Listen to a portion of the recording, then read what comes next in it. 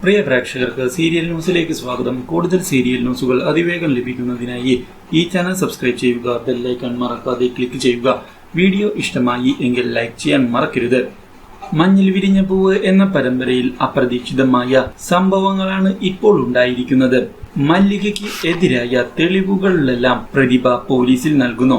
ഇതേ സമയം മനു തന്നെ പ്രതിഭ വന്ന് കണ്ട് സംസാരിച്ചു എന്നുള്ള കാര്യം മല്ലികയോട് പറഞ്ഞതിനെ തുടർന്ന് മല്ലിക തനിക്കെതിരെയുള്ള തെളിവുകളെല്ലാം ഇന്ന് പ്രതിഭ പോലീസിൽ കൊടുക്കും എന്നാണ് തനിക്ക് തോന്നുന്നത് എന്നും, പക്ഷേ ഇതെല്ലാം പ്രതാപിന്റെ ചതിയുടെ ഫലമായിട്ടാണ് ഉണ്ടായത് എന്ന് വ്യക്തമാക്കുന്ന മല്ലിക പണ്ട് തന്നെയും പ്രതിഭയെയും തമ്മിൽ തെറ്റിക്കുന്നതിനു വേണ്ടി പല ശ്രമങ്ങളും പ്രതാപ് നടത്തിയിരുന്നുവെന്ന് വ്യക്തമാക്കുകയും അതിനായി താൻ പ്രതിഭയുടെ മകനെ കൊല്ലാൻ ശ്രമിക്കുന്നുവെന്ന് വരുത്തി തീർക്കുകയും അതുമാത്രമല്ലാതെ ഒരു തവണ കൃഷ്ണദാസിനെ കാറിടിപ്പിക്കുന്നതിനായി ഒരാൾ ശ്രമിച്ചുവെന്നും അതിന്റെ പുറകിൽ താനാണ് എന്നാണ് വരുത്തി തീർത്തത് എന്ന് വ്യക്തമാക്കുകയും ചെയ്യുന്ന മല്ലിക അതുകൊണ്ട് തന്നെയൊക്കെയാണ് കാര്യങ്ങളൊക്കെ തനിക്ക് എതിരായിരിക്കുന്നത് എന്ന് പറഞ്ഞതിനെ തുടർന്ന് മനു ഇപ്പോൾ തനിക്ക് തന്നെ സഹായിച്ചതിന്റെ പിന്നിലെ കാര്യങ്ങളെല്ലാം മനസ്സിലാകുന്നുണ്ട് എന്ന് പറയുകയും പണം താൻ ചോദിക്കാതെ തന്നെ വാരിക്കോരി നൽകിയത് അച്ഛന്റെ ഈ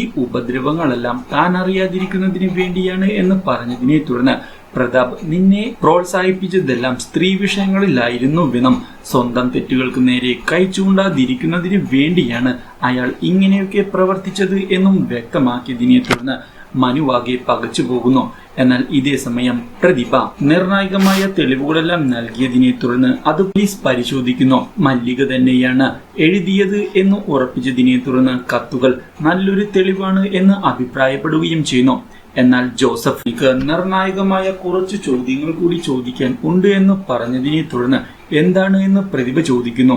ഇതേ തുടർന്ന് പ്രതിഭയും ഭാസ്കരനും തമ്മിലുള്ള ബന്ധത്തെക്കുറിച്ച് ചോദിച്ചതിനെ തുടർന്ന് ഭാസ്കരൻ നല്ലൊരു സുഹൃത്താണ് എന്നും അയാൾ പണ്ട് തന്നെ പ്രോഗ്രാംസിനൊക്കെ കൊണ്ടുപോകുന്നതിനായി ഒരു ഡ്രൈവറായി പ്രവർത്തിച്ചിരുന്നുവെന്നും വ്യക്തമാക്കിയതിനെ തുടർന്ന് പ്രതിഭയും ഭാസ്കരനും തമ്മിൽ മാനസികമായ അടുപ്പമുണ്ടായിരുന്നു എന്ന് ചോദിക്കുന്നു.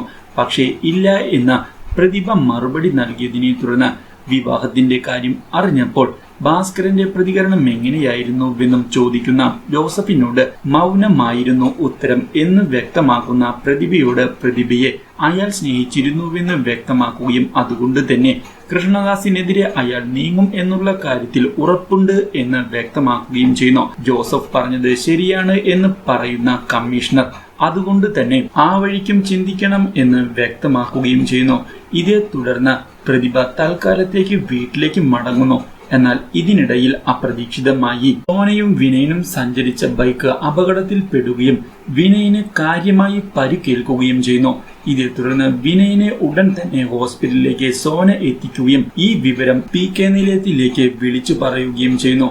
ഈ കാര്യം അറിഞ്ഞതിനെ തുടർന്ന് എന്താണ് സംഭവിച്ചത് എന്ന് അറിയുന്നതിന് വേണ്ടി മല്ലികയും പ്രതിഭയും അതുപോലെ തന്നെ രാജീവും ഹോസ്പിറ്റലിലേക്ക് തിരിച്ചെത്തുന്നു.